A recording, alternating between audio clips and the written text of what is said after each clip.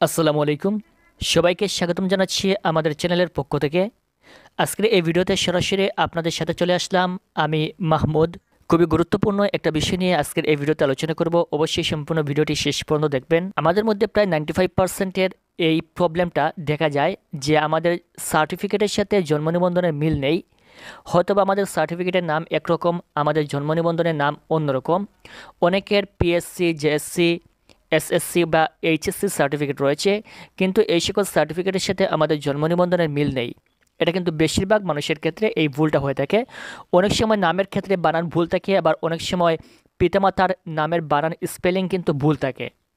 এক্ষেত্রে এটার সমাধান কি অথবা কিভাবে এটা সলিউশন করতে হয় আজকের এই ভিডিওতে বিস্তারিত আলোচনা করব। যারা চ্যানেলে নতুন রয়েছেন চ্যানেলটি প্লিজ সাবস্ক্রাইব করে রাখবেন পরবর্তী সকল আপডেট আমাদের এই চ্যানেল থেকে সবার আগে পাওয়ার জন্য। Thank you so much.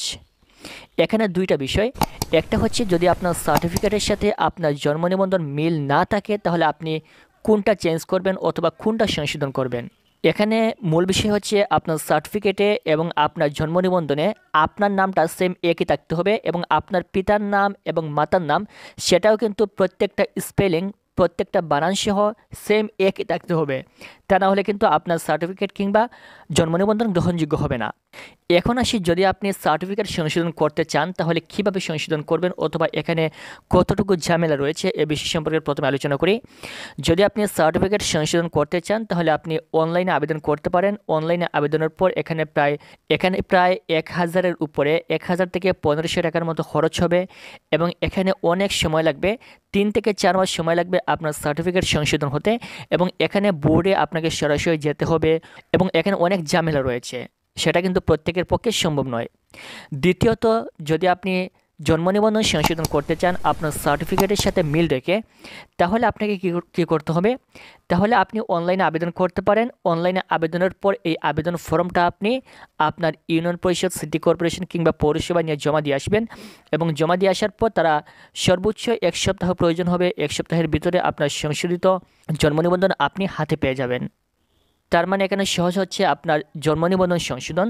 যদি আপনি এই জন্ম নিবন্ধন সংশোধন করেন তাহলে এক্ষেত্রে আপনার সহজ হচ্ছে কাজটা। আশা করি বুঝতে পেরেছেন।